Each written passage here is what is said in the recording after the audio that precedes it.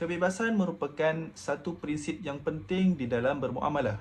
Perniagaan itu mestilah mendapat persetujuan. Bermuamalah sendiri hendaklah tidak lain dan tidak bukan bertujuan untuk mengabdikan diri kepada Allah SWT.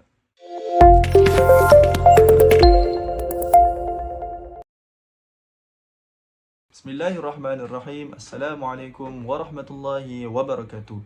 Saya Muhammad Fakrul Radi bin Abdul Karim, pelajar tahun 3 modul Perundangan Islam, juga merupakan bendahari Kelab Al-Hujjah bagi sesi 22-23. Pada hari ini saya akan mengongsikan kepada sahabat-sahabat sekalian sebuah tajuk perbincangan yang menarik, iaitu berkaitan dengan salah satu undang-undang Islam, iaitu muamalah. Undang-undang Muamalah Islam merupakan satu undang-undang yang membicarakan tentang hukum-hukum syarak berkaitan urusan harta sesama manusia. Ia meliputi pertukaran harta seperti jual beli dan sewaan, derma harta seperti hibah, wakaf dan wasiyah, pengguguran hak harta, amanah seperti gadaian, jaminan dan pemindahan hutang. Pada hari ini saya akan mengongsikan 5 prinsip-prinsip di dalam muamalah Islam. Pertama, kebebasan. Kebebasan merupakan satu prinsip yang penting di dalam bermuamalah.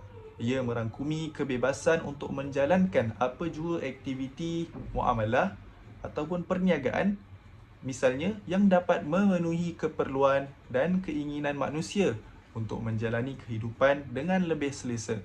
Misalnya, di dalam muamalah sendiri terdapat salah satu instrumen iaitu khiyar, misalnya, yang membebaskan manusia untuk membuat pilihan sama ada untuk meneruskan atau membatalkan suatu akad jual beli. Prinsip yang kedua iaitu kerelaan. Di dalam muamalah Islam, kerelaan atau suka sama suka atau keredaan kedua-dua belah pihak yang sedang bermuamalah atau berakad merupakan salah satu prinsip yang penting. Untuk menentukan wujudnya kerelaan antara kedua-dua belah pihak yang sedang berurusan, iaitu bermuamalah, Islam menetapkan agar perniagaan itu mestilah mendapat persetujuan antara pembeli dan juga penjual. Persetujuan ini hendaklah wujud di dalam majlis akad yang sedang berlangsung di antara penjual dan pembeli. Yang ketiga, keadilan dan juga ihsan. Islam mementingkan keadilan di dalam muamalah. Sejak awal lagi, keadilan telah ditetapkan oleh Islam dengan menjelaskan tentang tanggungjawab tertentu, tidak kira sama ada ia sebagai penjual atau pembeli. Kedua-duanya mempunyai hak dan tanggungjawab yang wajib dilaksanakan di dalam bermuamalah. Untuk tujuan itu, Islam telah menetapkan agar keadilan itu berlaku tanpa terwujudnya sebarang unsur keraguan, syubhah, gharar dan sebagainya yang boleh menyebabkan penindasan. Prinsip yang keempat, penghapusan riba.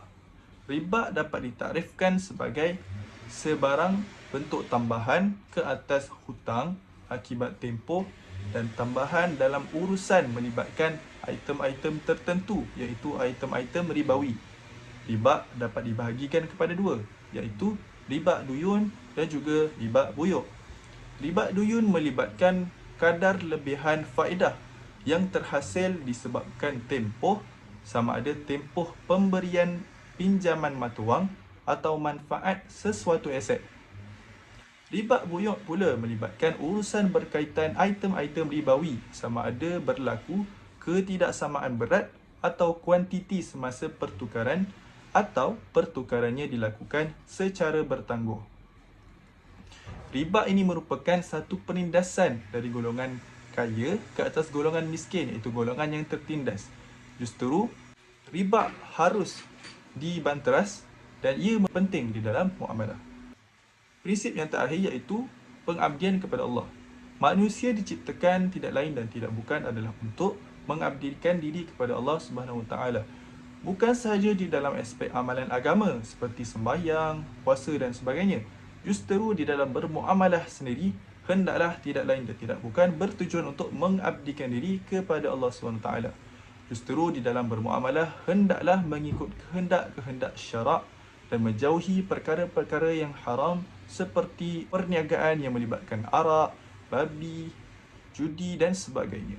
Sekian saja perkongsian daripada saya. Semoga bermanfaat. Assalamualaikum warahmatullahi wabarakatuh.